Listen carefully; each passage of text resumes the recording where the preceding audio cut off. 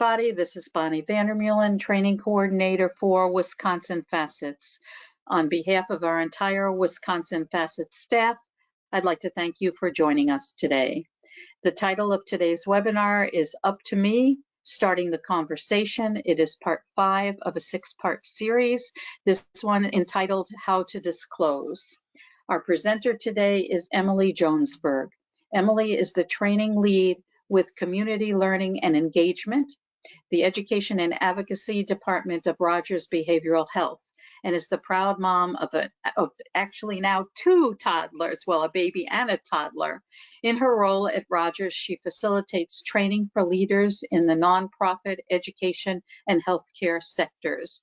Emily also facilitates programming for staff at Rogers Behavioral Health and with parents in the community. Prior to her work at Rogers, Emily worked in a youth serving capacity for over 13 years through various nonprofits and school districts. During this time, she also developed and delivered equity training with adults and youth. Emily has a master's of social work and is a licensed clinical social worker. It gives me great pleasure today to introduce to you Emily Jonesberg. Emily? Thank you, Bonnie, and thank you everyone for joining me today. It's such a pleasure to be part of this series. As Bonnie mentioned here, we're on part 5 of 6 that my colleague Sharon Dossett and I have had the pleasure to facilitate with you all.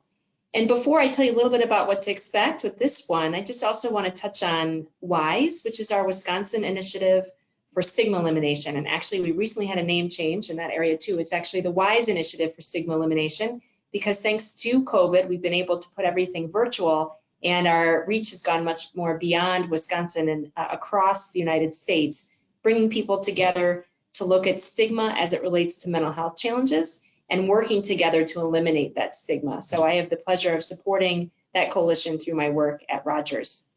And so here we are in part number 5. If you hadn't checked out parts 1 through 4, the first part was an overview, what to expect with the full curriculum as it relates to starting the conversation, which is our Up to Me curriculum for parents.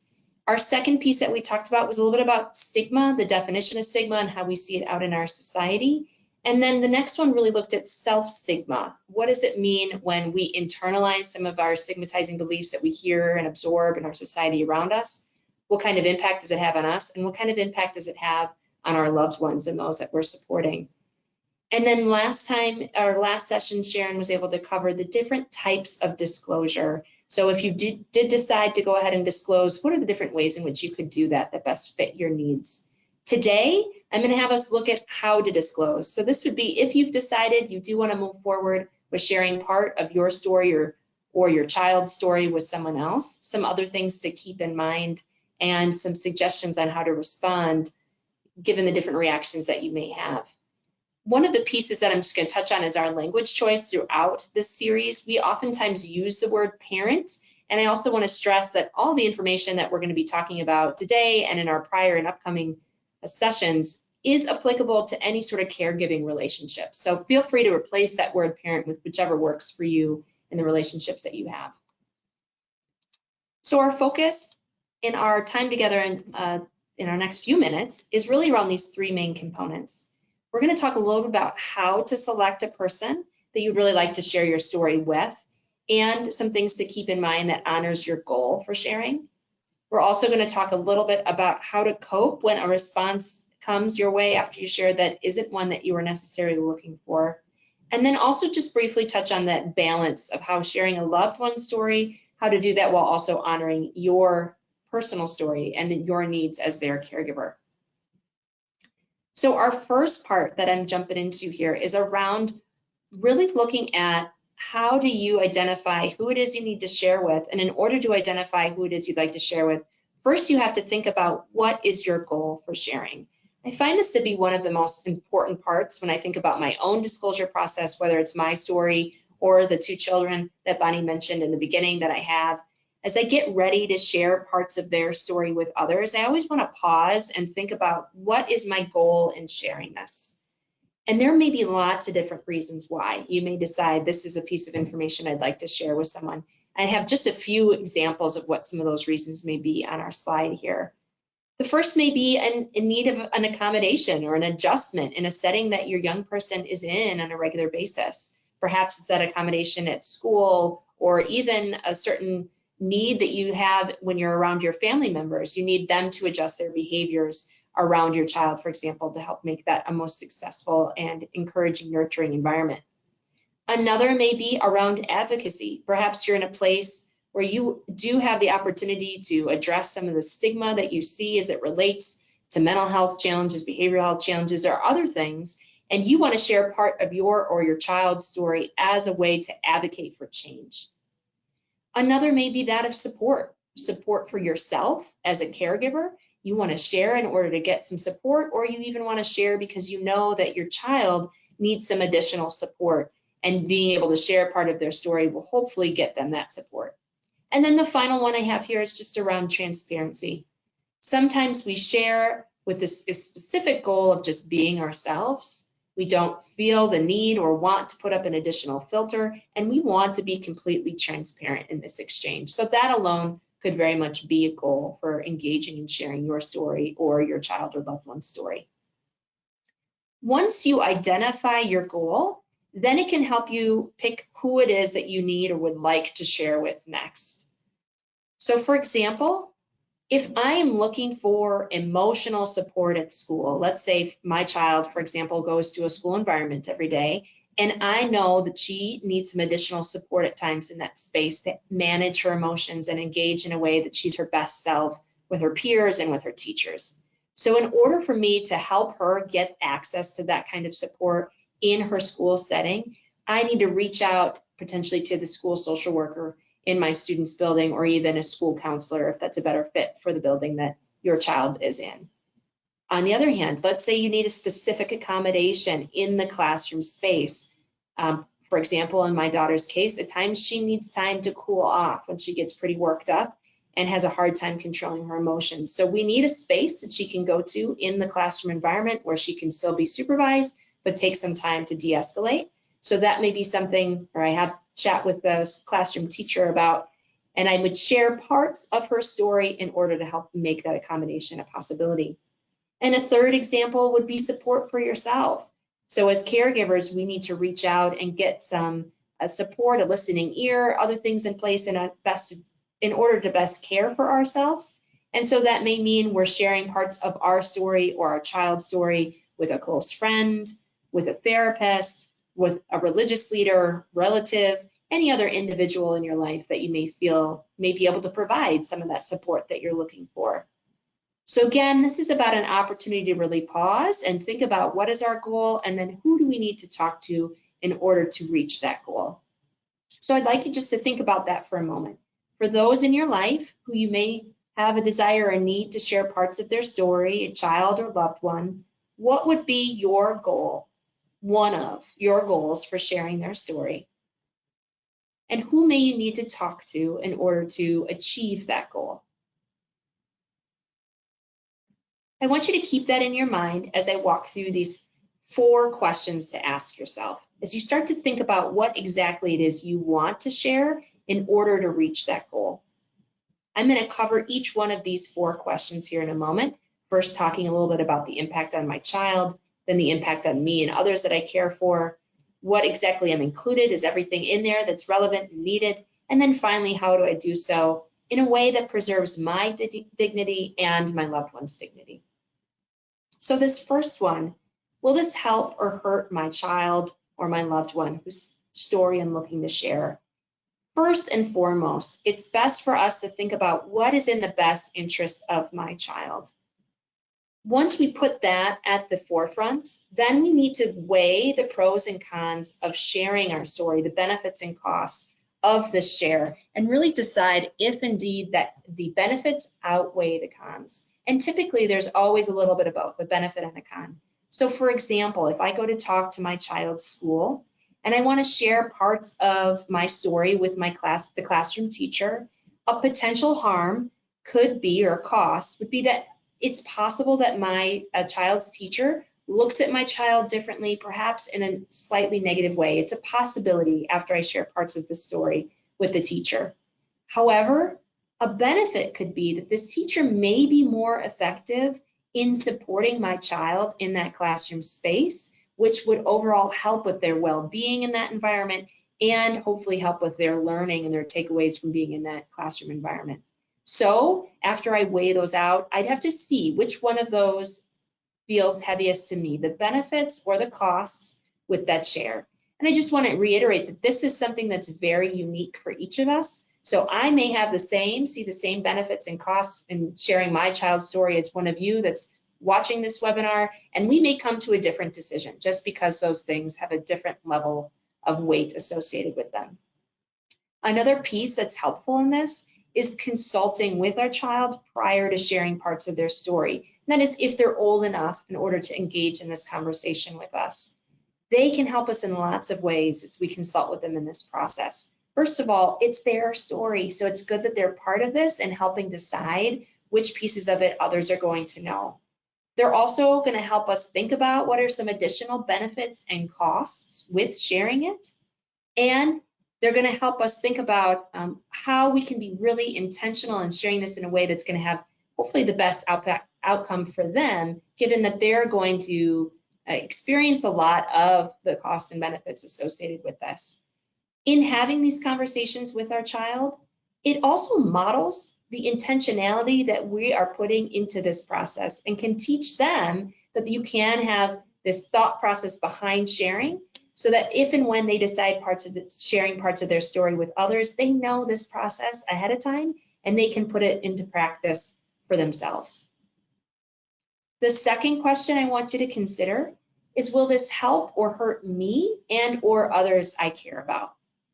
So we need to think about what kind of impact this will have on us as a caregiver and what kind of impact this will have on other children in our family, even on our spouse or close family members, particularly if the individual that we are sharing this story with is in shared spaces with other people in our family. So for example, in a school, let's say you've got multiple children and they go to the same school, then sharing a story of one child is going to probably impact your other children in that space. Similar if they go to common social events, religious gatherings, places where the whole family interacts. It's good to think through what, if any, impact this will have on the rest of the family members involved.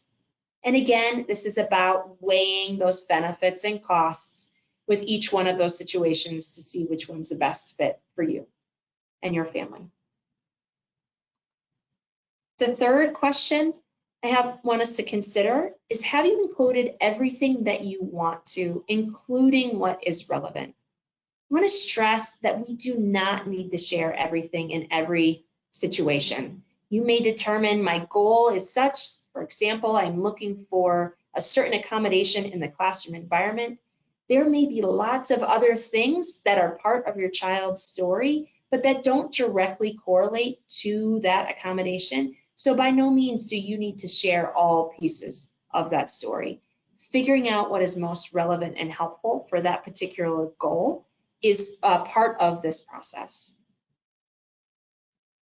Also, it's important to consider the strengths that your young person has in addition to struggles. You want to do your best to paint this full picture of your young person and not just those challenging moments that they have that maybe you particularly need help around or they need help around. Getting to hear some of their strengths will certainly help that individual who you're sharing the story with think about other ways that they can support this person and build on your child's strengths. And then the last piece I want us to consider is, how have I presented myself and my child with dignity? One way to do this is to do our best to not paint an overly bleak picture of our child or our family or the support that we need, or an overly positive. We want to do our best to be as balanced as possible. And then also the importance of making sure that when we point out some of the challenges that our child has, that is only part of who they are, and that our role as caregivers, us helping our young person cope with this challenge, is also only part of our role as their parent or caregiver. There is a lot more to us and to our children than just this one example. Oftentimes when we coach individuals in talking about their own story, we have them think as much as possible about how can you get to a 50-50 balance. 50% of your share focusing on the challenges and the struggles that you need support around, and 50% of it focusing on your strengths that you bring to the situation. That helps give a much more well-rounded look at your story, your child's story, and again, can help people think about how to support someone in new and creative ways, considering both the challenges and the strengths that that person brings to the table.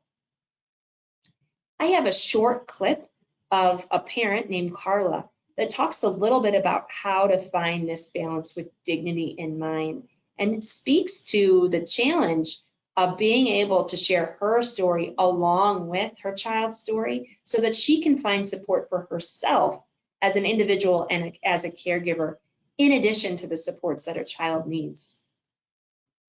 This is facilitated by a coworker of mine named Hannah, and you'll see Hannah, and then there's Troni and Carla. And I'm just gonna press play here for a moment and listen to about 50 seconds worth of Carla's share, and then we'll take us back and have us think about what do we do next after we've decided to share? How do we respond in a positive way? Mixed into the story about my daughter's dignity is also the question of my dignity, which is a very challenging process for me because I write. I think you understand that art and expression is a really important part of survival for me. And so we have this sort of back and forth where I feel like I am telling Jessie's story when I talk about her journey, but I'm also telling my story. And I have my own depression and anxiety that I cope with. And so we just continue to work on that balance on a day-to-day, that I also have the right to be heard and to share my story. And we just have to balance each other's needs. And we just walk side by side. And we know that in sharing. I very much appreciate Carla's talk there of that balance and walking side by side, that there is no perfect equation to figure out how to best share my child's story while getting my own needs met at the same time. It's very much about this conversation. Carla has an older young person. I think at the time of this filming, they were late middle school, if not early high school. So we're able to engage in a lot of those conversations with her child in preparation for that so that they could both be part of that process. But just really speaks to how this is different for each of us. And it's a constant need to find that balance. So if you've decided that sharing is something that you would like to do, and you've thought about your goal and who you're going to go to for that support, then the next step is figuring out how do you prepare for different responses. So we've thought about our goal, who we're going to talk with in order to meet that goal. We've thought about the different things to keep in mind, the impact this will have on myself, my other children, and the child's story that I'm sharing, along with what information I'm including, how do I make sure it's most relevant, and then how do I keep my and my child's dignity at the forefront of the share. With all these things in mind, we need to then think about how do we prepare for different reactions. At times we may find, and hopefully more often than not, get helpful responses from individuals that are sincere, that are caring, that are understanding and ready and willing to partner with us and supporting us and our child. And there are going to be times when we also get hurtful responses, times when people are disrespectful or practice denial, maybe even execute some form of punishment as a result of the share on us or our child, may go to a place of fear and avoidance or even blame. As we think about getting ready to share, it can be helpful to think about these two different ways in which people could respond, or perhaps multiple ways people could respond, and even prepare responses that we would like to say if and when somebody responds in these different ways. Oftentimes it helps build our confidence in getting ready for the share, and it can help us certainly feel more comfortable as we listen to somebody's response, knowing that we've got a couple different options in mind. So as we prepare for that, we think a little bit too about who seems like a good person to disclose to. What are those characteristics we're really looking for in someone? Perhaps that'll even inform then if and when we do share with someone. If they don't come across with the characteristics we're looking for, then we may avoid sharing it with them in the first place. And then again, how do we respond with an effective response given different reactions? I'm going to share one more clip with you, and this one is with Trony. And Trony's going to talk with you a little bit about how he has responded to negative reactions in the past. One in a chance where he does some theater work, but then also how he applies that to when he responds to negative reactions in his life, whether it's in regards to his personal story or the story of his child. And Hannah, as I will mention right before Trony shares, is going to just talk a little bit about this response to reactions and lead up to Trony's share. This will be about 1.5 minutes total. Sharing our stories and our journeys, we're not always going to get the feedback we want or the response we want. And when we have those experiences, it's important that we just re-say to them the purpose of our conversation. I thought you were going to be able to give me the support I needed. I know that based off of this evidence that I've collected. I'm sorry you weren't able to do that for me today. Have either of you experienced a situation like that? Tony's like, yes, absolutely. I've been on stage before and performed for different audiences, pretty much taking them through the journey of someone who lives in schizophrenia. And all I could hear is, response that was negative. But I also realized too that not everybody is ready to have that conversation or know how to. So I, whether it's on stage or with an individual, I often take myself out of it, my feelings out of it, and just try to put myself in their shoes and figure out, where is this coming from? And the modeling that you've done out of all of these. Trony's very compassionate, warm response there, and his ability to take himself out of it and put himself in the shoes of someone else. That's not something all of us can do all of the time, but is one of those things that can be helpful. If we receive a negative response, how do we then do our best to remain our true selves in a place of compassion and warmth? There are a couple other tips that I want to cover here is around how to prepare for and manage any sort of unhelpful response that you may get when sharing your or your child's story. The first one is just taking an opportunity to do some practice ahead of time. And oftentimes finding someone is going to be a support can be really helpful just to talk through what it is you're going to say. And then even at times when we do longer trainings, we'll have individuals practice responding to hurtful language. So you may ask that person that is a support to you to respond in what could be hurtful ways, just so you get a chance to practice responding in a way that feels right and true to you. Of course, if you get an unhelpful response, taking a moment for yourself can be really helpful. Just pausing to breathe, allowing yourself to feel and process and be present with that reaction that's coming up for you. The way in which we respond to ourselves internally is also a huge part of this response to unhelpful responses from others. We've talked a little about self-compassion in the past, and self-compassion is all about what kind of talk do we give ourselves when we're in a moment of stress, when we're in a moment of anxiety or frustration.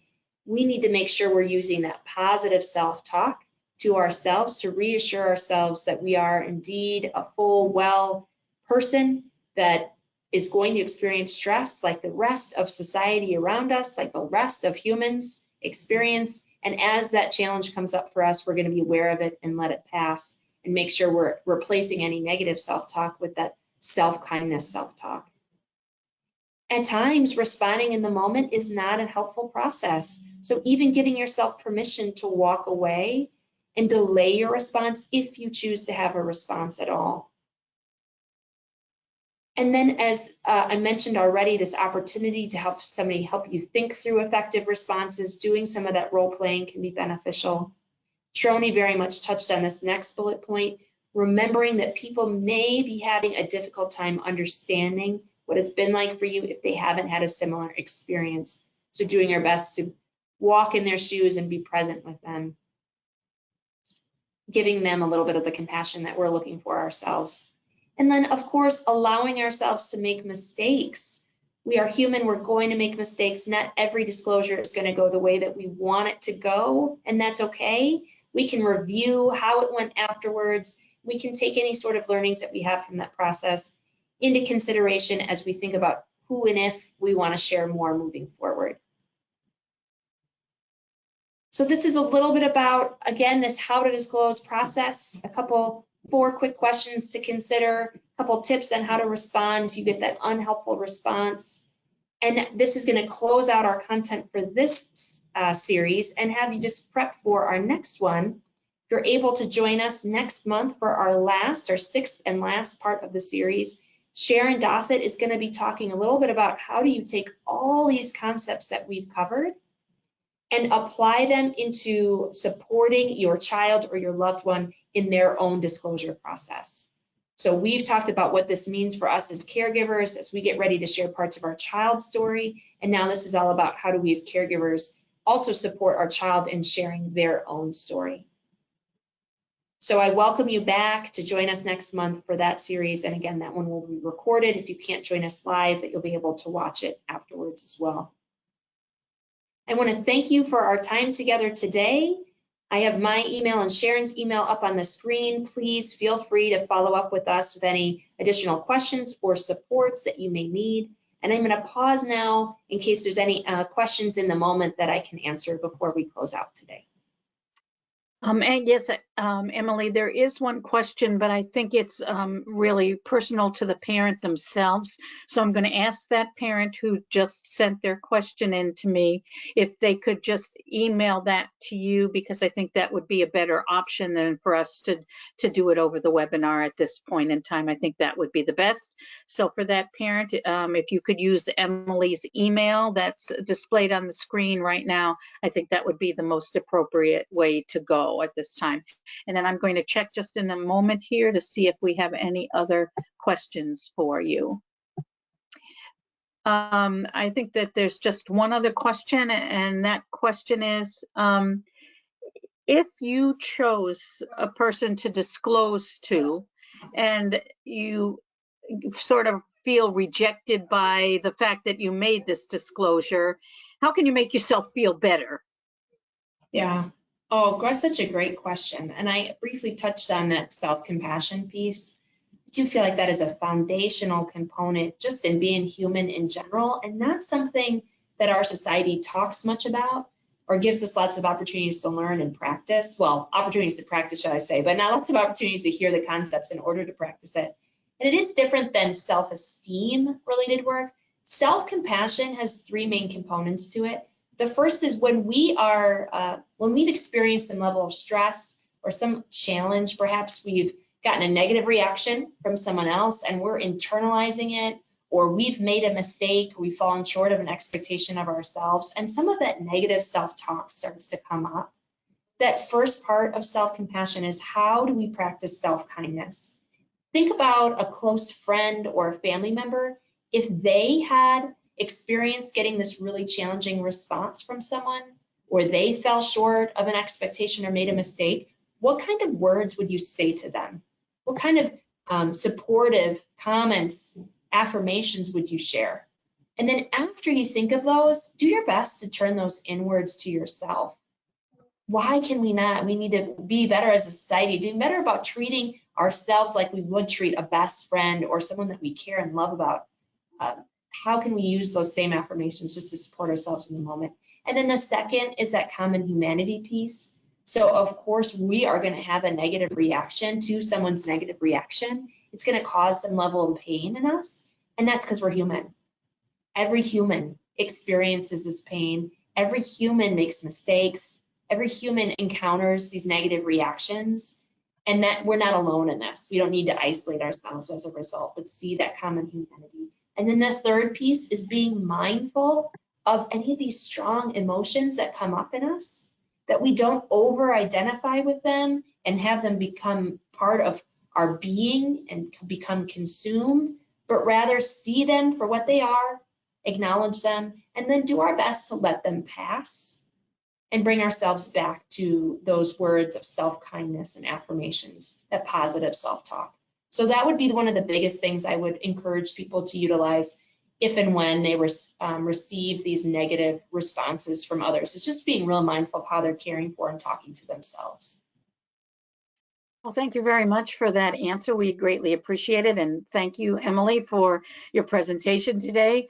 I know that I learned a lot, and I'm sure that those who have participated have as well. So thank you again. And just as a reminder for those who are continuing in our series, please make sure that you're tune in to us next month for the final chapter of our 6-part series. So we greatly appreciate it. And thank you, Emily, again.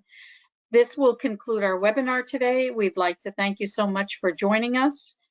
Please be reminded that Wisconsin Facets has 100 scheduled trainings and webinars for the year 2022. And please check out our website calendar and register for any of the upcoming trainings that may be of interest to you. And also, please watch for the short evaluation that will be coming your way after today's live presentation. Have a great day, everybody. Be safe and be well. And Emily, thank you again. Bye, everybody. Thank you, everyone. Take care. Bye-bye. Thanks.